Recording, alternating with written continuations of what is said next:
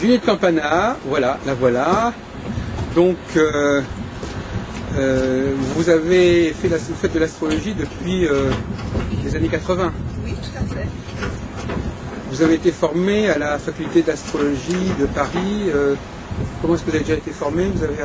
Comment vous avez commencé l'astrologie, si c'est pas indiscret? Je garde un très bon souvenir de la faculté libre d'astrologie de Paris, puisque les différents mouvements, les différentes écoles d'astrologie étaient représentées. J'ai pu me faire une idée assez précise des différents mouvements et faire mon choix. Et vous avez eu l'occasion un petit peu de donner quelques cours, je crois. Oui, tout à fait. J'ai apprécié particulièrement. Parce que le principe de notre école d'astrologie, c'était de donner leur possibilité à des élèves, parmi les étudiants les plus doués, en quelque sorte, de leur donner des occasions de eux-mêmes d'enseigner. Oui, tout à fait. J'en suis très reconnaissante. Et alors, vous avez aussi une expérience de la consultation, ou bien c'est... Oui, tout à fait. Ça s'est présenté à l'époque ou... Oui, donc dans le cadre de cette faculté, j'ai pu donner de nombreuses consultations. Ah d'accord. Et par la suite... C'était en dehors des cours en fait. Oui, en dehors des heures de cours. En dehors des heures de cours. Ensuite, en relation, ça s'est fait petit à petit. Bon, alors donc, puisque vous voulez donc en quelque sorte, grâce à notre télévision, vous voulez faire connaître un peu votre projet de consultation et d'enseignement, comment envisagez-vous votre travail, votre formation? En fait, je travaille, par mon expérience, j'ai trouvé que le plus précis était de travailler à la fois avec le soleil. Autant pour moi. On refait? Oui. Donc, voilà, donc vous allez nous parler, Juliette Campana, vous faites de l'astrologie depuis 20 ans, vous êtes passé par la faculté libre d'astrologie de Paris, vous avez rencontré pas mal de professeurs, une formation très diversifiée, on vous a donné la possibilité, en tant qu'étudiante, de donner des cours à nos propres étudiants, enfin il y a une espèce de recyclage comme ça qui s'est fait. Tout à fait. Et aujourd'hui, vous vous sentez fin prête pour pouvoir aider les gens, pour pouvoir les coacher. Alors qui pouvez-vous aider? Quel genre de personnes vous pouvez aider grâce à l'astrologie? Toutes les personnes qui souhaitent un peu mieux comprendre le sens de leur vie, et parce que je peux leur procurer une aide à ce niveau-là, grâce au soleil et à la lune, qui donnent des précisions assez étonnantes sur les événements qui nous attendent. Ah bon, d'accord. Alors ça, c'est un système que j'aimerais bien que vous nous exposiez. Avec également les degrés monomères que j'ai éprouvés au fil des années. Et ça donne effectivement un résultat assez passionnant. Donc en bref, cela peut aider à éviter le pire, ou à bien gérer ce qui peut se présenter comme épreuve dans la vie, mais également à ne pas gâcher le meilleur, qui arrive malheureusement à nos congénères par manque de lucidité. Et voilà ce que je peux proposer en fait aux consultants. Alors il y a des choses donc finalement, qu'est-ce que c'est cette formule Soleil-Lune? C'est une formule prévisionnelle? À la fois pour le natal, pour le prévisionnel, c'est de ne pas se cantonner au thème solaire, mais de prendre aussi les révolutions lunaires. Donc, j'appellerais des prédictions peuvent se faire au mois près. Au mois près, oui. Et même à quelques jours près, quand la question du consultant est précise, avec beaucoup de travail évidemment. Mais ça peut se faire. Quand la question est importante, je suis prête, je l'ai déjà fait à maintes occasions pour des consultants qui ont été très contents. Et il y a une certaine demande du public pour ce genre de précision, c'est ça? Oui, tout à fait. Choisir une date pour un événement, savoir si son enfant peut se faire opérer, si on va parvenir à avoir un enfant grâce à des traitements. Il y a beaucoup de questions qui peuvent être éclairées par l'astrologie. Et puis autant ne pas essayer d'ouvrir une porte qui est fermée aussi. Ça peut être aussi un conseil très précieux. Si tout effort est voué à l'échec, autant savoir. Si au contraire il y a un moment précis qui peut donner satisfaction, il peut se trouver. Donc c'est une astrologie très ici. Par exemple, le fait de faire une chose un jour plutôt qu'un autre jour, ça peut changer le résultat. Il faut déjà qu'à la base, la chose soit possible. Ah. De par le thème natal, de par la progression lunaire, de par la révolution solaire de l'année. Donc, effectivement, c'est une somme de travail. C'est pas une astrologie qui va se faire instantanément avec la personne en 20 minutes. Ça, c'est impossible.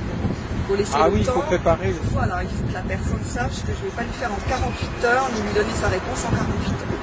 Il y a un petit délai d'attente du fait de ce travail sérieux. D'accord, donc ça va forcément augmenter le prix de la consultation. C'est-à-dire que c'est quand même un travail important, c'est lourd. Oui, tout à fait. Vous utilisez pas d'ordinateur, vous êtes... Si, heureusement, heureusement, car sinon ce serait une perte de temps considérable dans les calculs, qui serait également source d'erreur. Très bien. Mais quand vous avez appris l'astrologie, il n'y avait pas encore d'ordinateur. Il y avait déjà quand même des aides informatiques, calculettes. Là, j'ai pris ça sur mon programme qui permet tout de même d'avoir plus rapidement les mois, les années. C'est considérable. Malgré tout, l'interprétation reste longue et sujette à méditation pour arriver à un résultat probant.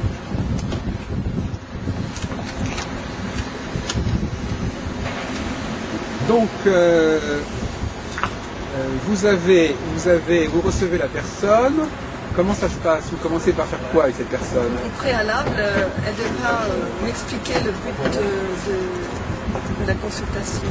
Oui. Ce qu'elle en attend. Puisque je vous ai dit qu'il y avait parfois des questions très précises. Il faut que je sois au courant, que j'effectue mes recherches avant de rencontrer la personne. Vous avez besoin de quoi comme information? Alors bien évidemment, du jour, de l'heure, des minutes, si possible les plus précises possibles, puisqu'avec la Lune... Du jour, de l'heure de quoi? De la naissance? Oui, et bien sûr du lieu de la naissance. Je dois préciser aussi que je suis spécialiste des thèmes de couple. Et bien évidemment, il faut dans ce cas-là connaître également les coordonnées de l'autre personne, que ce soit... pour une raison sentimentale ou professionnelle, ça fonctionne très bien. Et également des prédictions possibles sur des thèmes de couple. Puisqu'on travaille exactement avec les mêmes méthodes pour un thème personnel. Est-ce que c'est un thème de synthèse entre les deux thèmes? Non, pas forcément. Qui va produire une propre date, un propre lieu d'ailleurs, c'est assez fascinant. Et par la suite, on fait exactement les mêmes choses, c'est-à-dire les thèmes annuels, les thèmes mensuels. On voit par exemple pour un couple qui souhaiterait avoir un enfant, quand ils peuvent l'avoir, et des détails assez précis. C'est assez formidable aussi. Et donc là, est-ce que vous tenez compte de la personne, enfin de ce qu'elle est, est-ce qu'elle est une femme ou un homme par exemple, c'est important, ou bien le thème se substitue au sexe quelque part? Par définition, c'était déjà partie de ce que j'aurais trouvé, mais il est évident que le dialogue avec le consultant est déterminant, enrichissant. Le dialogue, c'est... Je veux dire, oui. Est-ce que vous considérez que les hommes et les femmes ont des valeurs différentes, des destins différents, des préoccupations différentes, des demandes différentes? Qui sont déjà contenues dans le thème en réalité. Donc le thème dépasse la différence entre l'homme et la femme? Oui, tout à fait. C'est ça. Mais ensuite, c'est ce qui fait comprendre qu'effectivement l'astrologie n'est pas de la voyance. C'est par définition la personne qui va délivrer des détails concrets de la vie. Et c'est par ce dialogue qu'on va comprendre éventuellement ce qui va arriver précisément. Moi je ressens, de par les degrés monomères, la psychologie liée aux événements, et avec précision. Ensuite la personne va me dire effectivement il m'est arrivé ceci, cela, c'est formidable. Alors on comprend mieux ce qui peut se faire dans 6 mois. Bien évidemment. Alors les degrés monomères, c'est une partie de l'astrologie assez mystérieuse, assez mal comprise. Oui, d'ailleurs, j'ai beaucoup navigué entre les différentes interprétations. J'en ai trouvé une qui est assez fantastique. Oui, alors parlez-nous un peu de votre connaissance de ce sujet. Eh bien, j'ai fait mon choix au fil de ces 20 Comment vous 20 avez fait années, ce choix au fil d'une vie assez mouvementée, et j'ai fait mon choix. Je pense que les consultants sont contents de ce choix. Alors quels sont les monomères que vous utilisez, Juliette Campana? C'est ceux de Sabian, c'est ceux de Rudyard, c'est ceux de... quelle école? C'est ceux de Verneret? Et Kurt Hitchler. Ah, c'est ceux de Kurt Hitchler, Voilà. que j'ai bien connu, qui est décédé d'ailleurs. Le Suisse Hitchler.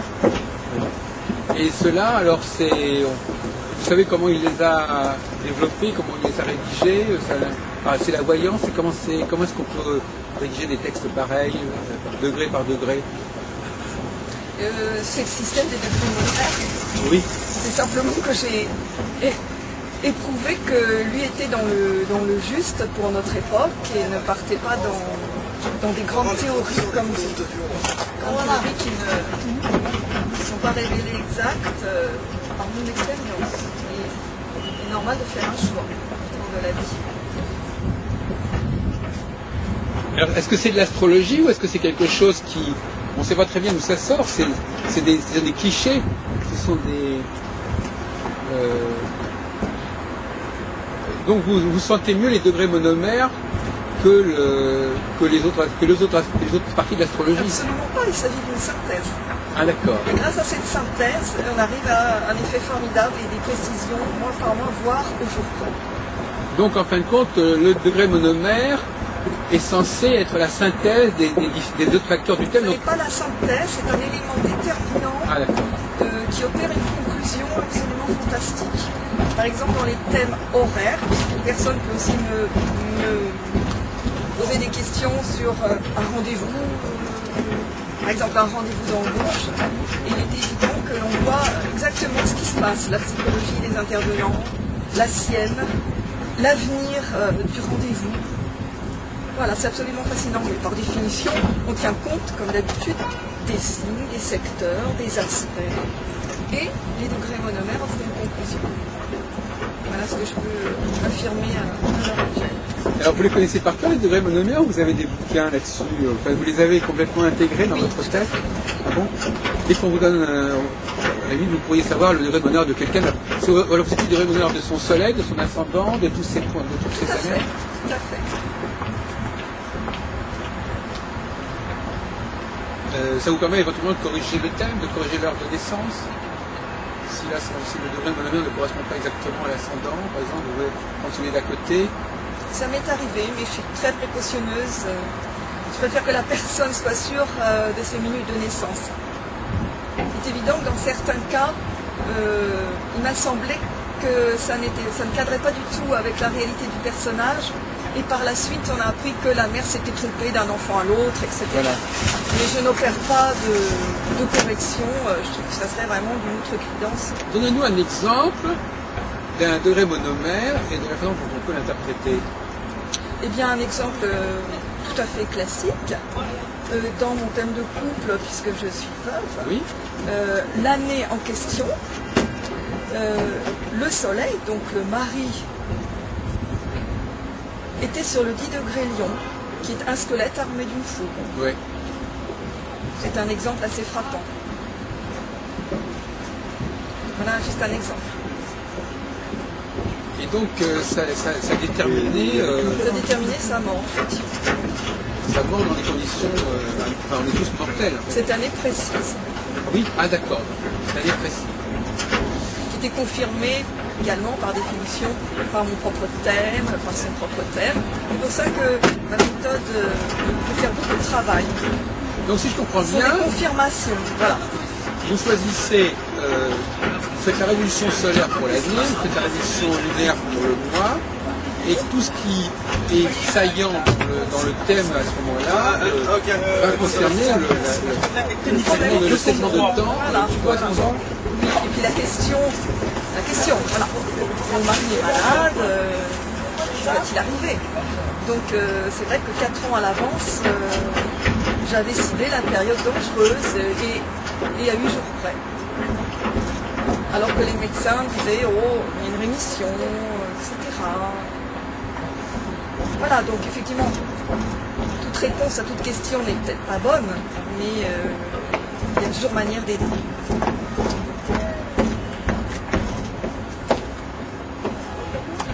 Donc effectivement, c'est une astrologie qui est très précise à la fois au niveau prévisionnel et aussi au niveau, disons, du type de personne que l'on est. Bien évidemment. Oui. Hein, on n'est pas n'importe quelle personne de tel signe, Voilà. on est de tel degré. Voilà. Et quelqu'un du même signe, d'un autre degré, n'aura pas le même profil psychologique. Exactement, pas les mêmes particularités, les mêmes potentiels, les mêmes qualités, ni les mêmes défauts. Absolument. Et ça peut changer d'un degré à l'autre. Oui, ça change toujours d'un degré à l'autre. Il n'y a pas de continuité. Alors là, effectivement, c'est... Il y a pas de... Oui, c'est ça. Ça, c'est la grande question de l'astrologie actuelle, c'est qu'il n'y a pas trop de continuité. Même quand on parle d'un signe à l'autre, parfois aussi, il y a de la discontinuité. Oui. Ça, entre le bélier et le taureau, c'est pourtant deux signes du printemps.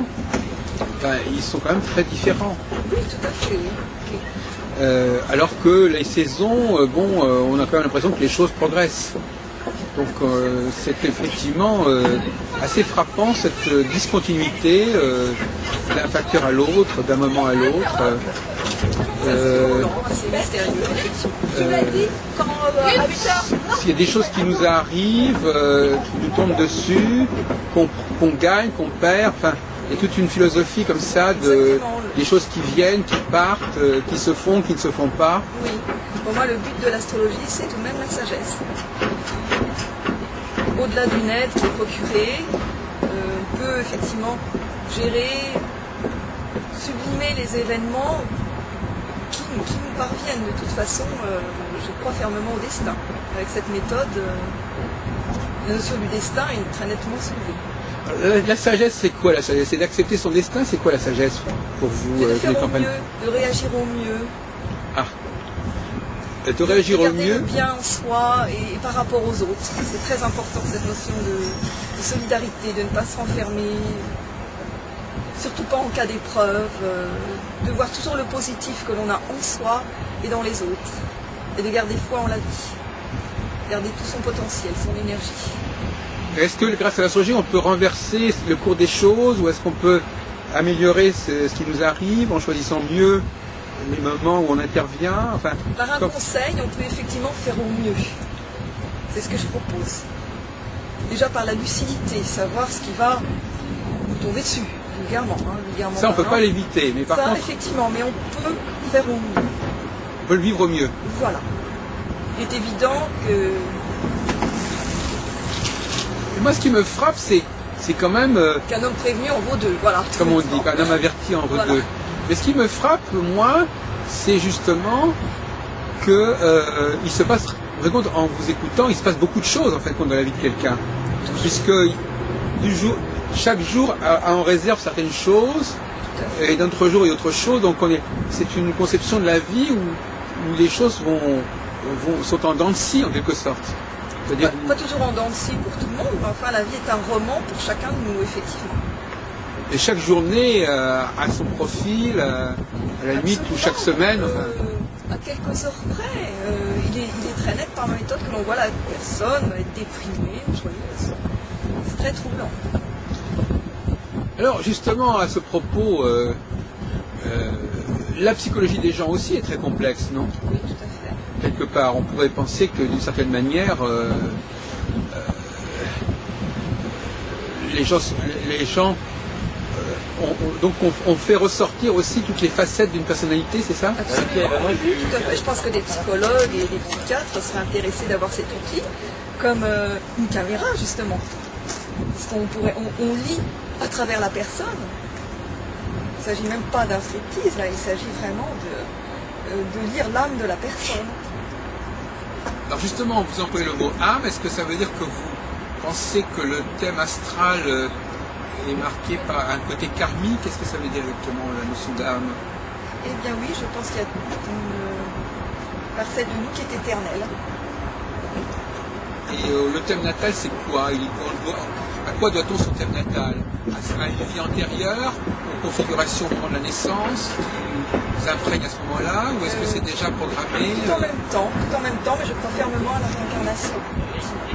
J'en ai eu des preuves par toutes ces méthodes. Mais alors, donc, quand on tombe sur des gens qui ont... Bon, je sais pas, par exemple, il y a des gens qui ont... qui sont beaucoup plus dans le quotidien, si tu veux, qui sont beaucoup plus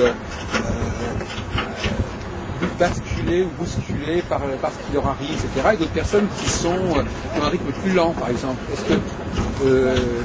Est-ce que tout le monde a la même façon de vivre? Est-ce que c'est il y a des gens qui... Et puis alors, quand on revient sur le passé, c'est pas toujours facile de se souvenir de ce qui nous est arrivé. Quand ce sont des micro-événements, des petites choses de la vie, on peut le savoir dans l'immédiat, mais finalement, si on te demandait qu'est-ce qui est arrivé il y a 3 ans, tel jour, c'est quasiment impossible. Donc c'est... La chance, il y a tout de même des cycles qui nous remettent parfois dans certaines ambiances, dans certaines situations, et on réalise que finalement, on ne change pas tant que ça. Pour une vie étant courte, oui. On a tout de même souvent les mêmes modes de réaction vis-à-vis des mêmes épreuves. Et ça, ce sont les grandes lignes. Ça, c'est beaucoup. Ça, c'est pas les petites choses de la vie. C'est quelque chose qui revient, sur des scénarios qui reviennent. Voilà. On peut remarquer cela. Oui. Mais alors ça, ce sont plutôt des grands cycles. Comment est-ce que c'est pas la même astrologie? C'est une astrologie plus large. J'ai remarqué qu'avec les nœuds lunaires, on pouvait bien recadrer les retours de nos lunaires notamment. C'est des grands rendez-vous avec la vie. Voilà, certaines planètes lourdes qui revenant au même endroit. Enfin bon, le thème évolue autour, donc c'est parce qu'il y a peut-être une parcelle qui se remémore, pas en entier. Souvent, heureusement. On a évolué entre-temps, effectivement, toutes les planètes ne se retrouvent pas au même endroit. Oui. Heureusement. Mais il y a quand même des retours qu'on peut percevoir. Il peut y avoir des résurgences, tout à fait. Des tournants, des revirements, des retours. Voilà. Oui. Et ça, effectivement, c'est important parce que ça permet de savoir un peu ce qui nous attend. Oui. La vie va nous resservir les mêmes choses, c'est ça, les mêmes Non, enjeux. je ne dis pas cela, mais éventuellement ça peut se retrouver. Quand on retrouve effectivement une planète légère, effectivement, quand on se retrouve toujours avec un Mars carré au Soleil ou un Jupiter à la Lune, j'ai toujours eu mes enfants avec Jupiter à la Lune. Ah oui? Je ne suis pas la seule dans ce cas. D'accord. C'est évident. Et au niveau de ton activité d'enseignante, comment est-ce que, là on vient de parler avec un groupe de gens, comment est-ce que tu envisagerais ta stratégie pédagogique? Comment tu leur parlerais de l'astrologie à des nouveaux élèves? Tu commencerais par quoi? Je vais leur donner en réalité, qu'ils puissent faire leur choix comme j'ai eu la chance de le faire. Ah d'accord. Donc leur représenter à la fois l'historique, les traditions, les différents mouvements actuels. Bien évidemment ce que je fais, mais sans pouvoir imposer non plus ma méthode. Il est toujours bon de transmettre. Mais est-ce qu'il y a vraiment des différences d'écoles d'astrologie? Qu'est-ce qui distingue les astrologues les uns des autres finalement? Je pense que c'est toujours une démarche assez individualiste. Chacun on a l'impression que c'est un peu la même astrologie, non? Il y a quelque chose. Qu'est-ce qui fait qu'un astrologue va penser, va travailler autrement qu'un autre? Son propre thème. Bien sûr. On ne peut pas produire chacun la même astrologie. Mais quel genre d'autre astrologie? Par exemple, imaginons Juliette Campana. Comment tu peux imaginer qu'un autre astrologue va travailler autrement? J'imagine et puis je le respecte et je trouve ça très bien. Comment est-ce qu'il travaillerait, par exemple? Il aurait une autre façon d'aborder les questions? Très certainement. D'ailleurs, les consultants ne sont pas les mêmes, je pense, vis-à-vis de tel ou tel astrologue. Je trouve tout respectable et je ne peux pas imaginer toutes les pratiques qui existent à l'heure actuelle. Mais à l'époque où tu suivais une formation, justement, qu'est-ce qui distinguait tes différents professeurs? Qu'est-ce qui leurs écoles et leurs méthodes, tout simplement, comme il arrive aujourd'hui et comme ça doit se passer dans tous les cas. On va opter pour la chose qui nous convient, tout simplement. Ouais, mais il y a des choses que tu n'as pas gardées en astrologie parce que ça ne te convenait pas? Si, j'ai tout gardé, mais les méthodes et les écoles, par définition, on est obligé de prendre une option. Donc du fait de mon vécu, par exemple, par rapport aux vies antérieures, il est clair qu'en ayant éprouvé l'astrologie karmique, j'ai adhéré, mais je n'ai pas adhéré à telle ou telle célébrité. D'accord. J'ai effectivement fait mes propres expériences et créé ma propre religion, entre guillemets. Donc l'axe des nœuds est important, par exemple, pour toi Oui, avec justement les symboles monomères. C'est vrai qu'il y avait un professeur qui donnait des cours là-dessus, je ne sais pas comment il s'appelait, Arlin, je crois. Je ne pas connu. Il y en avait plusieurs, C'est devenu une grande tendance de l'époque. Puis bon, c'est par rapport à mon vécu. J'ai été quand même élevée dans l'idée de la réincarnation, de ne pas renier son éducation. Mais qu'est-ce qui ferait, par exemple, qu'est-ce qui fait que certaines personnes restent très sceptiques par rapport à l'astrologie? Comment pourrait-on améliorer leur... Je pense que c'est malgré tout notre culture qui a rejeté cette science comme n'étant pas suffisamment rationnelle. On a opté pour une culture hyper rationaliste, cartésienne, sans savoir exactement ce que Descartes d'ailleurs pensait, les spiritualistes en pensent. Mais pourquoi est-ce qu'on peut dire justement que l'astrologie n'est pas rationnelle? Qu'est-ce qui fait qu'elle n'est pas rationnelle? Elle n'est pas saisissable, quantifiable dans un bocal, ni mesurable, on ne peut pas prendre son poids. Pourquoi on pourrait pas faire...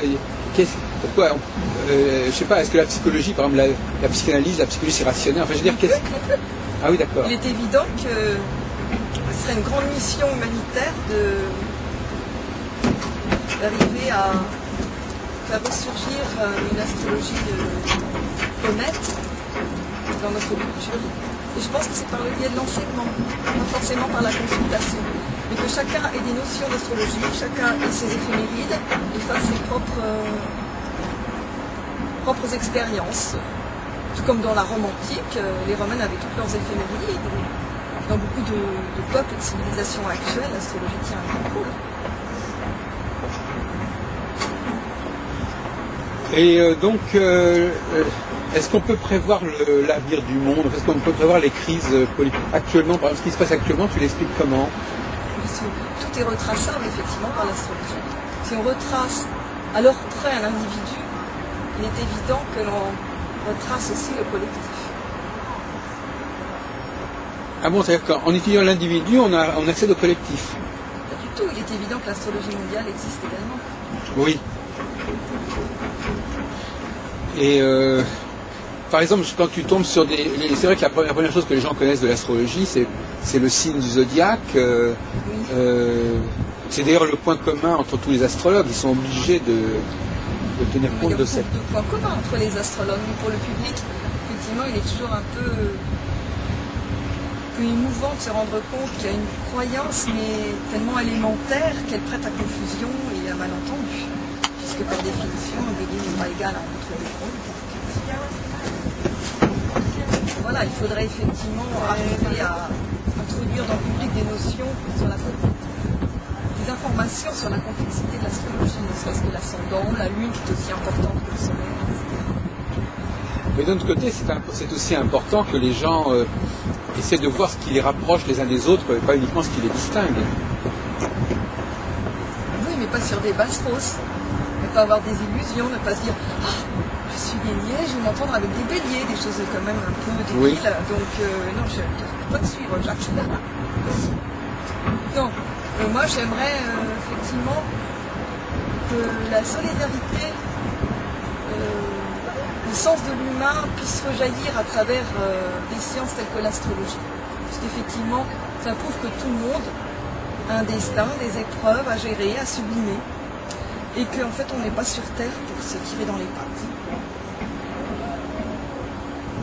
Ah, donc on revient dans cette idée que l'astrologie est une programmation, c'est une espèce de feuille de route, voilà, et qu'il faut tout faire. Des épreuves qui sont déjà indiquées, voilà, il faut tout faire pour les vivre au mieux et sans oublier les autres. Mais est-ce que l'astrologie explique tout ou est-ce qu'il y a d'autres facteurs que l'astrologie à prendre en considération? Tout est toujours à prendre en considération. Est-ce qu'il y a des sortes de totalité de l'astrologie? Est-ce que tout se retrouve dans l'astrologie ou bien il y a des facteurs qui viennent compléter? Tout se retrouve. sorte de... Une optique très précise, et de l'intérieur. Une sorte de microscope, en fait. Voilà, tout à fait. Voilà, c'est tout à fait mon avis. Et il est fascinant après de confronter avec le contexte et de tout savoir, tout à fait. Bien sûr. Donc la consultation astrologique, c'est une expérience importante pour le client. Ça change sa vie, ça change son regard sur les choses. Oui, de par les avertissements, de par la lucidité, de par des réponses à des soucis précis. Mais justement, si on revient un peu à ton parcours, à ton avis, est-ce que tu arrives à te souvenir de ce qui t'a attiré a priori au départ vers l'astrologie? Parce que finalement, quand on ne connaît pas l'astrologie, c'est un paradoxe. On est à la fois attiré par quelque chose qu'on ne connaît pas. Donc on la connaît sans la connaître, en fait. Je crois qu'on est justement préprogrammé ou non pour certaines choses. On a tous des désirs, on est tous portés vers certaines choses. Peut-on vraiment l'expliquer? Pourquoi veut-on être à tout prix être musicien ou astrologue? Ça me vient en tête. Oui, donc... Ce qui est un mystère, je pense. Pour moi, c'était certainement un moyen d'avoir des révélations sur le sens de la vie. Non seulement la mienne, mais celle des autres. Parfois, on va vers l'astrologie parce que on n'est pas tout à fait satisfait de la façon dont les gens qu'on a autour de soi nous perçoivent, par exemple. On n'est pas tout à fait satisfait des critères utilisés. Ne pas être satisfait, ça n'est pas un critère de choix pour n'importe quoi. Non, je ne pense pas. J'ai jamais croisé personne qui soit lancé en astrologie parce qu'elle n'était pas satisfait de son entourage. Plutôt, peut-être pas satisfait de soi-même, mais comme on a beaucoup de... C'est-à-dire qu'on peut imaginer, par exemple, qu'on a un entourage qui renvoie une mauvaise image de soi-même et que par l'astrologie, on va avoir une autre image de soi-même. Éventuellement, bon, c'était une possibilité que je n'ai jamais songé, ça n'était pas mon cas. Et donc finalement, malgré tout, tu es quelqu'un qui n'a pas fait que de l'astrologie. Tu as un autre vécu, tu as déjà vécu pas mal de choses, tu as d'autres différentes... Tu as donc toute une expérience de la vie concrète, de la vie professionnelle, voilà, que tu peux mettre au service de tes clients. Voilà, d'avoir vécu certaines choses, effectivement. Je trouve que c'est tant dans le domaine affectif que dans le domaine professionnel. Oui, tout à fait. Oui, il est évident que c'est tout de même important d'avoir un certain vécu pour pouvoir mieux aider les autres. Et donc, aujourd'hui, là, tu as déjà quand même pas mal vécu, donc tu penses que tu as pu décanter l'astrologie, déterminer vraiment ce dont tu pouvais te servir. Voilà, l'essentiel, ce qui effectivement était utile, ce qui fonctionnait, comme on dit un peu. Et donc tu as développé, quand tu es en face d'un thème, tout de suite ça te parle rapidement, parce que en plus tu as quand même besoin de le méditer, c'est ça que tu disais? Il faut même beaucoup de travail pour arriver. Oui, c'est ça, on en revient à l'idée de la préparation du thème. Oui. Il faut le méditer, il faut t'imprégner de ce thème, tout à fait. Le sentir, et à ce moment-là, tu notes avant la consultation déjà. Voilà. Et dans certains cas, quand la question effectivement a un impact très important dans la vie, il est bon de se revoir. Ah, très bien. Ou d'envoyer un écrit de conclusion. Ah. Travail préparatoire, premier entretien et éventuellement conclusion par écrit ou deuxième. Ah, très bien, ça c'est important. Donc effectivement, et pas forcément dans un délai très court. On peut effectivement laisser décompter. Il faut laisser du temps. Et donc, à partir de quel moment, donc quelle est la finalité de la consultation? Enfin, à quoi tu essaies d'arriver quand tu donnes une consultation? À quel moment tu as l'impression que la personne a obtenu ce pourquoi elle était venue? Enfin... Bon, ça se tient très, très vite.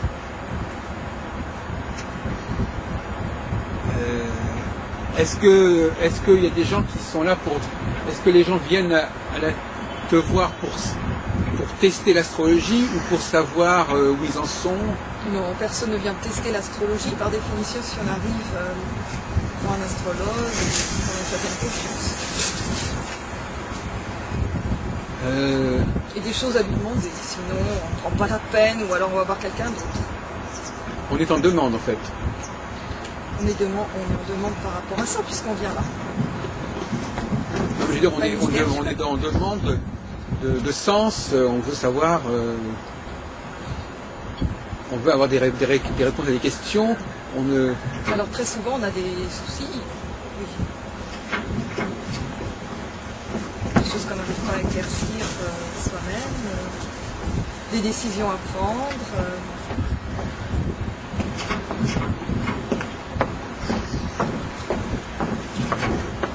Mais le problème, c'est que souvent les choses sont passagères. C'est-à-dire qu'on peut arriver à un moment donné à quelque chose et puis après, c'est remis en question. Toute prévision est toujours provisoire. Non, pas du tout. On peut arriver à un événement et puis quelques mois après, les choses sont reparties dans un autre sens. Est-ce qu'il y a des choses qui sont définitivement acquises? Évidemment. Si tu arrives ou non à avoir un enfant, si ton mari est mort, si tu as eu ou non ce job. Ça, c'est même un job, on peut le perdre. Si le couple, effectivement, j'arrive à expliquer à la personne que l'homme n'est pas sérieux ou qu'elle-même n'est pas vraiment amoureuse, ça se voit tout de suite. Et ça ne revient pas en cause. Ah oui, d'accord, oui, effectivement. Les réponses sont souvent définitives avec les consultations. Je comprends même pas la question. Vu que tu nous dis tout à l'heure qu'il y a beaucoup de choses qui se produisent, qui se passent, tu pourrais éventuellement penser qu'un jour enlève ce que l'autre jour a apporté. Je veux dire. Parce qu'il y a un flot de phénomènes qui se produit. On dit tout à l'heure qu'il y a des événements un jour qui sont comme ceci, un autre jour qui sont comme cela. Donc une satisfaction peut le lendemain être remise en question par un souci. Oui, par exemple, une personne va avoir beaucoup d'argent une année et plus du tout l'année d'après. Et justement, l'astrologue peut le voir et avertir. Donc ça, c'est quand même toujours... voilà, donc ça, c'est pas... Même d'un mois. On n'est pas dans le définitif, là. Voilà, tout à fait. On n'est pas dans le définitif. Le client sait que on lui indique ça pour à ce moment-là, mais après, voilà. Bon, la roue peut encore tourner. Oui, bien sûr. À propos de roue qui peut tourner, est-ce que tu es tenté par le tarot, par exemple? Est-ce que ça peut jouer aussi? Moi, je ne pense pas du tout. Non, parce qu'il y a des astrologues qui se disent qu'il y a un certain niveau de précision ou de détail. Je n'ai pas pratiqué, donc je ne peux pas en parler. Est-ce qu'on peut dire que tu as des dons d'intuition ou de voyance? Oui, j'ai fait des rêves prémonitoires tout à fait troublants. Ah. Et donc ça peut éventuellement t'aider dans en sous-main, enfin, ça peut t'inspirer. Ça m'a donné des révélations. Des révélations que je ne peux pas promettre aux consultants puisque ils ne sont pas intimes. Et pour des personnes proches, effectivement, j'ai également eu des... Donc tu es un peu un channel, on dit. Enfin, oui, tout à fait.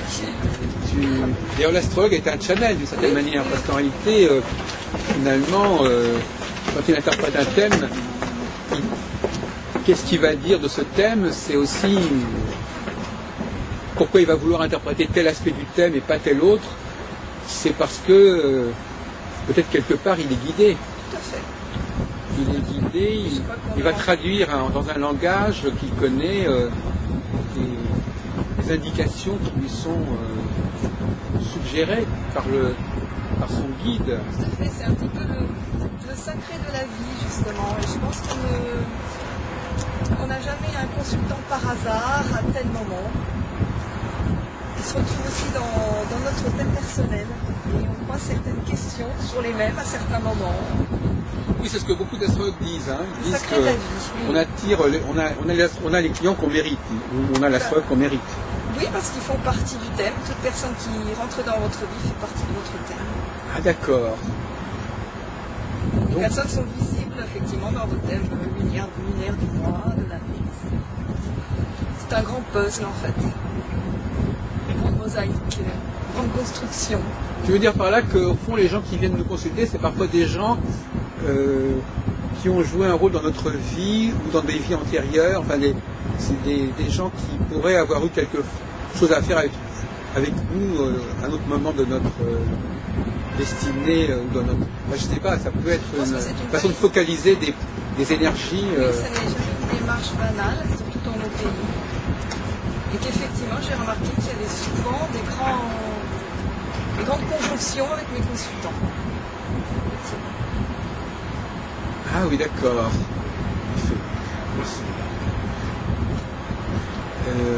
Effectivement, donc être astrologue aujourd'hui en 2008, bientôt 2009, est-ce que ça s'inscrit dans le monde technologique, par exemple?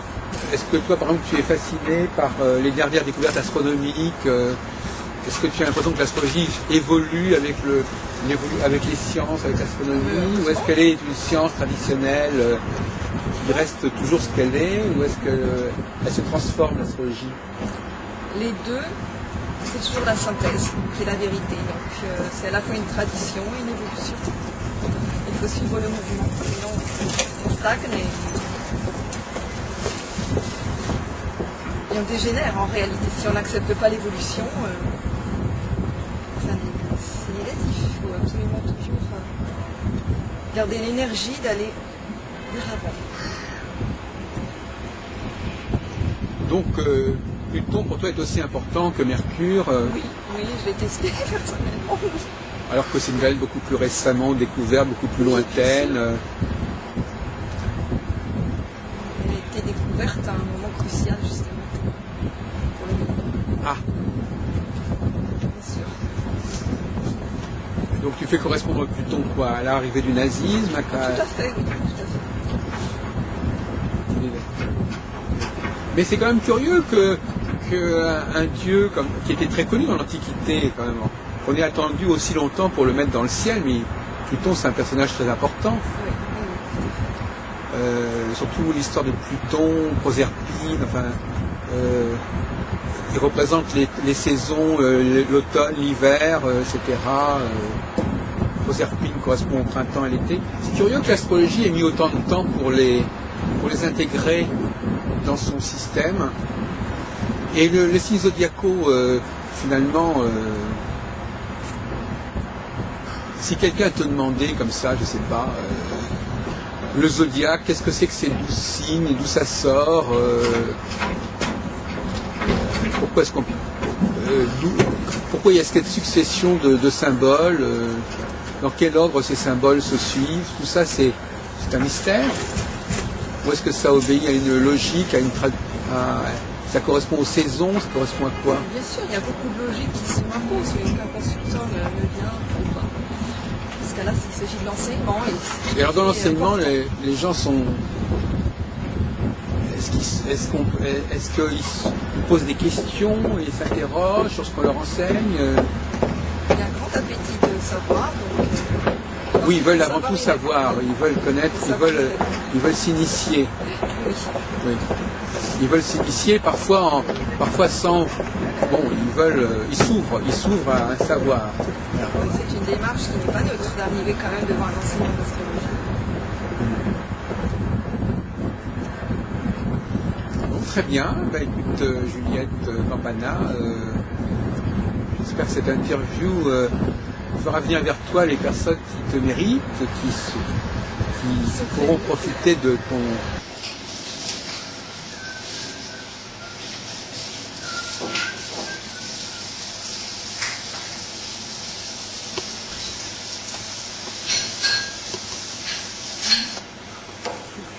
Je filme un petit peu les images, c'est possible? Oui.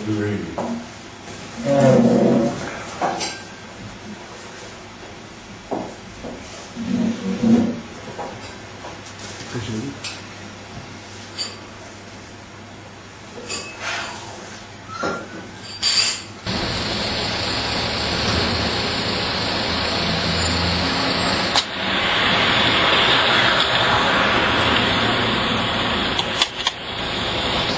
Nous sommes devant la bourse du commerce, métro Cordelier à Lyon, à côté du café des grandes négociations où nous étions tout à l'heure. Et c'est là que, en 1984, j'ai organisé un grand colloque d'astrologie qui a d'ailleurs été filmé intégralement. Donc on pourra voir dans nos archives de Téléprovidence. Et dans ce colloque, il y avait aussi un salon d'exposition. Donc je crois que ça a été un des tout premiers du genre à comporter le binôme colloque et exposant. L'année suivante d'ailleurs à Orléans, il y aura avec Denise Dapré une formule assez comparable qui sera reprise ensuite par Yves Lenoble en 90 dans le salon de l'astrologue.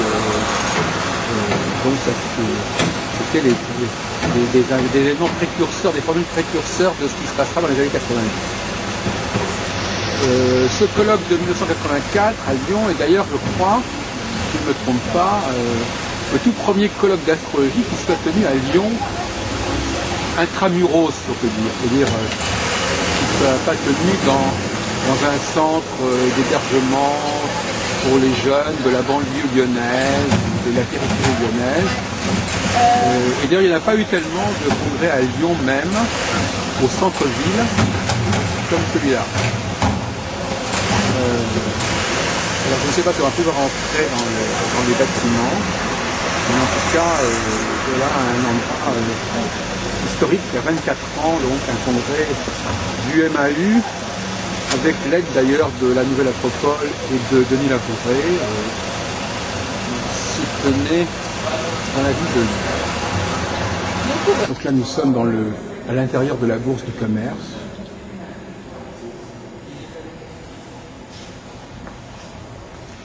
Donc c'est là que s'est tenu en 84 un congrès. C'était dans les salles qui étaient en haut là, je crois. Et les exposants étaient n'étaient pas dans la salle, étaient justement dans l'espèce de couloir qui passe comme assez remarquable comme endroit.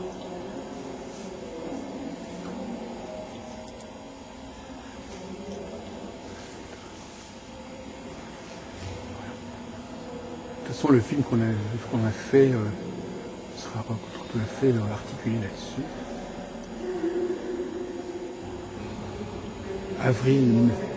Fin mars 1984.